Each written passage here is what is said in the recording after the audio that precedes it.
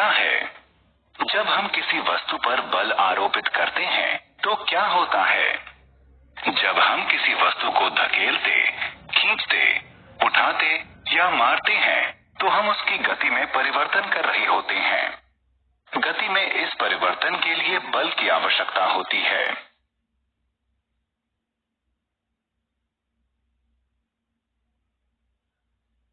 उद्देश्य।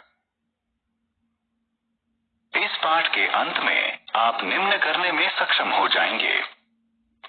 बल को परिभाषित करना, बल की विशेषताएं बताना, बल का प्रभाव समझना, संपर्क बल और असंपर्क बल के बीच विभेद करना, संपर्क बल और असंपर्क बल के प्रकार बताना, ठोस, द्रव और गैस द्वारा आरोपित दाब की विशेषताएं बताना, दाब का मनुष्य के शरीर पर प्रभाव बताना, वायु दाब को परिभाषित करना। क्या होता है जब बल टकराते हैं? यदि आप एक भारी बक्सा लेते हैं और उसे खिसकाने की कोशिश करते हैं तो वह नहीं हटेगा। अब यदि आप किसी मित्र को बुलाकर सहायता लेते हैं और उसे उसी दिशा में खिसकाते हैं तो यह हटता है। इस प्रयोग से प्रमाणित होता है कि समान दिशा में लगाए गए बल संयुक्त हो जाते हैं। बल का प्रभाव। एक पतले रबर का गुब्बारा लीजिए और इसमें हवा भरिए। इसका आकार परिवर्तित हो जाता है। फिर इस खुले सिरे को धागे से बांधिए। अब हवा भरिए, गुब्बारे को दबाइए, फिर से आकार परिवर्तित हो जाता है। यह बल के प्रभाव के कारण होता है। जब आप फुटबॉल खेलते हैं तो फुटबॉल को मैदान के केंद्र में रखते हैं। जब आप इसको मारते हैं तो यह वांछित दिशा में आगे बढ़ती है। इसी प्रकार रसोई में तुम्हारी माँ आटे की लोई बनाती है और उन्हें चपाती के रूप में बेलती है। इस मामले में वह लोई को चपटा बनाने के लिए बल का प्रयोग करती है। बल का प्रभाव। किसी वस्तु पर उचित बल आरोपित करके उसकी दिशा को परिवर्तित किया जा सकता है। उदाहरण स्वरूप, क्रिकेट में बल्लेबाज द्वारा मारी गई गेंद को जब क्षेत्र रक्षक पकड़ता है तो उसकी गति शून्य हो जाती है। और यदि आप एक गतिशील फुटबॉल को ठोकर मारते हैं तो उसकी गति बढ़ जाती है।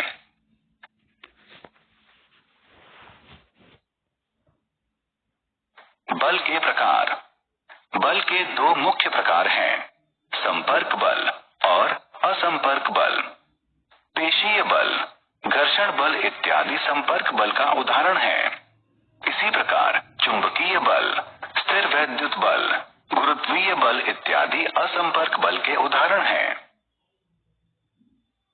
संपर्क बल। क्या आप टेबल पर रखी किताब को बिना छुए बढ़ा या उठा सकते हैं? या क्या आप एक बाल्टी पानी को बिना पकड़े उठा सकते हैं? दोनों मामलों में उत्तर है नहीं। सामान्यतः किसी भी वस्तु पर बल लगाने के लिए हमें उसके संपर्क में आना पड़ता है। अतः हम कह सकते हैं कि संपर्क बल वह बल होता है जो पिंड के वास्तविक संपर्क में आने पर ही लगता है। मूलतः ये दो प्रकार के होते हैं, पेशीय बल और घर्षण बल।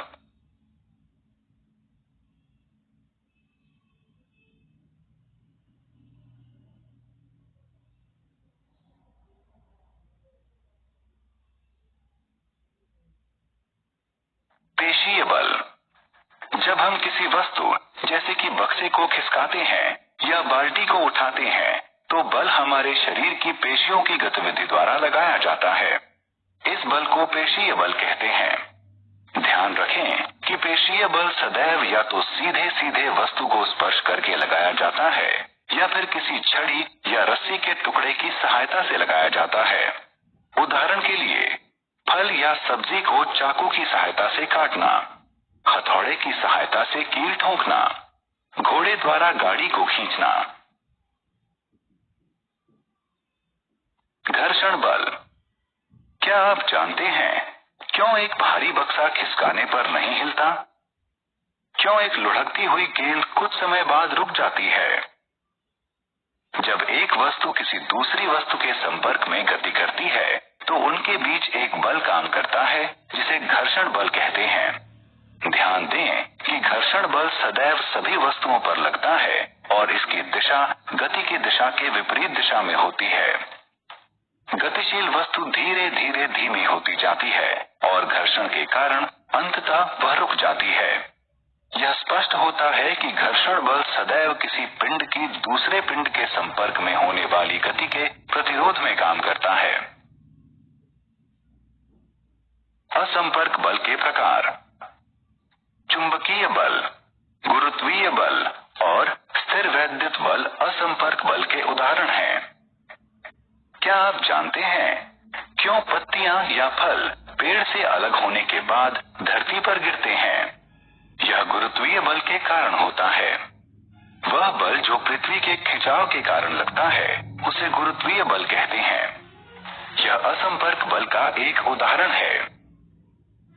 एक उचित दूरी पर रखे गए दो चुंबकीय ध्रुवों के बीच लगने वाले बल को चुंबकीय बल कहते हैं, जिसमें समान ध्रुव एक दूसरे को विकर्षित करते हैं और विपरीत ध्रुव एक दूसरे को आकर्षित करते हैं। एक चुंबक दूसरे चुंबक पर बिना संपर्क में आए बल आरोपित कर सकता है। अतः चुंबक द्वारा आरोपित बल असंपर्क बल का एक उदाहरण है। क्या आप जानते हैं जब हम किसी ट्यूब को सूखे कपड़े से रगड़ते हैं और किसी धागे के पास ले जाते हैं तो धागा ट्यूब की तरफ आकर्षित होता है। ऐसा इसलिए होता है क्योंकि जब हम ट्यूब को सूखे कपड़े से रगड़ते हैं तो ट्यूब पर विद्युत आवेश उत्पन्न हो जाता है। इसे स्थिर वैद्युत आवेश कहते हैं। यह भी असंपर्क बल का एक उदाहरण है। दाब। आइए एक गतिविधि करें। लगभग समान आकार के 5 लकड़ी के डिब्बे लीजिए। उन्हें भारी बनाने के लिए उसमें लोहे के टुकड़े भर दीजिए। इन डिब्बों को लकड़ी के एक टेबल पर अलग अलग रख दीजिए। इन डिब्बों द्वारा टेबल पर आरोपित दाब बल देखिए। आप देखेंगे कि टेबल सामान्य ही रहता है और यह बक्सों के भार के दाब बल से अप्रभावित रहता है। अब इन्हीं डिब्बों को टेबल के बीच में एक के ऊपर एक रखिए। अब इसका प्रभाव देखिए। इस प्रकार रखने पर टेबल डिब्बों के भार से या तो मुड़ जाता है या टूट जाता है। क्या आप अनुमान लगा सकते हैं कि ऐसा क्यों हुआ? यद्यपि दोनों स्थितियों में लगाया गया बल समान था, फिर भी पहली स्थिति में इसका प्रभाव अल्प था और दूसरी स्थिति में टेबल मुड़ गई। इस गतिविधि से प्रमाणित होता है कि बल और इसका प्रभावी क्षेत्रफल दोनों महत्वपूर्ण हैं। जिस क्षेत्रफल पर बल आरोपित किया जाता है वह जितना छोटा होगा इसका प्रभाव उतना ज्यादा होगा और इस अवधारणा को दाब कहते हैं। हम कह सकते हैं कि दाब बल से संबंधित है।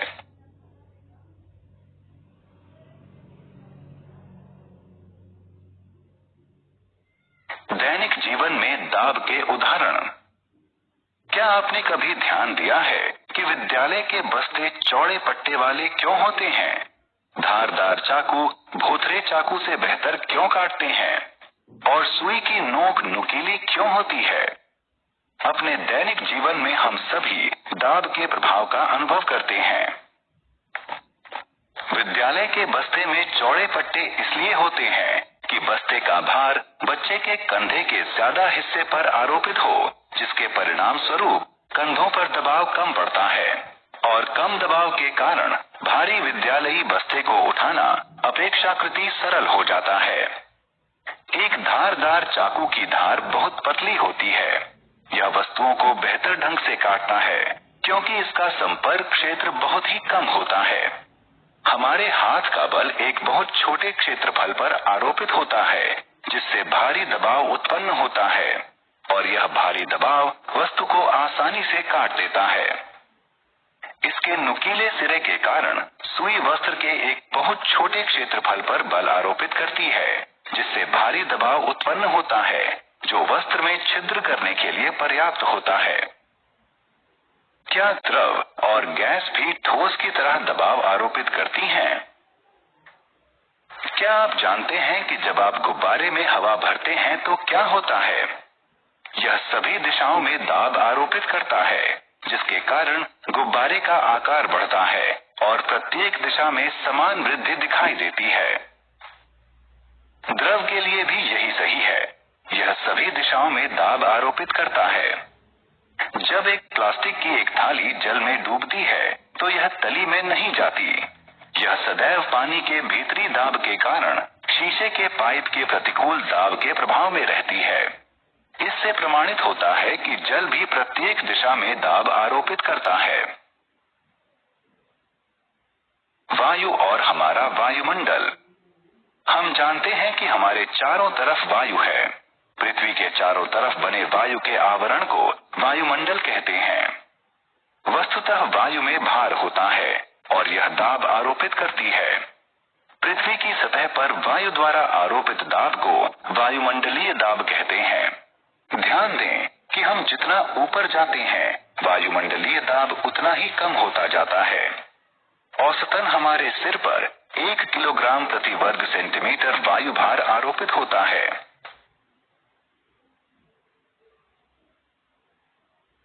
वायुमंडलीय दाब का दैनिक जीवन में अनुभव। अपने दिन प्रतिदिन के जीवन में हम वायुमंडलीय दाब के कई अनुभव करते हैं।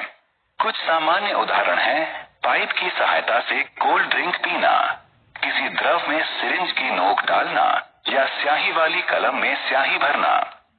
क्या आप जानते हैं कि जब आप कोल्ड ड्रिंक की चुस्की लेते हैं तो क्या होता है? पाइप के भीतर का वायु दाब कम हो जाता है और ड्रिंक के सतह का वायु दाब ड्रिंक को हमारे मुंह तक पहुंचाने के लिए पाइप के अंदर धकेलता है। सिरिंज के मामले में चिकित्सक इसकी नोक को द्रव्य में डालता है और पिस्टन को खींचता है, जिससे सिरिंज के भीतर का वायु दाब कम हो जाता है। दूसरे उदाहरण में रबड़ की ट्यूब लगी स्याही भरने वाली कलम में ट्यूब को दबाकर इसमें से वायु निकाल देते हैं, जिससे ट्यूब के भीतर का वायु दाब कम हो जाता है।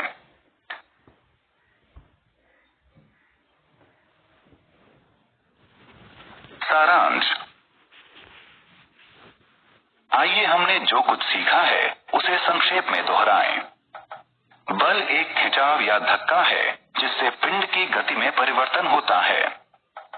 बल किसी वस्तु का आकार परिवर्तित कर सकता है, किसी वस्तु की स्थिति परिवर्तित कर सकता है, किसी गतिशील वस्तु की गति की दिशा परिवर्तित कर सकता है और किसी गतिशील वस्तु की गति बढ़ा सकता है। बल दो प्रकार के होते हैं, संपर्क बल और असंपर्क बल। पेशीय बल और घर्षण बल संपर्क बल के उदाहरण हैं। गुरुत्वीय बल, स्थिर वैद्युत बल और चुंबकीय बल असंपर्क बल के उदाहरण हैं।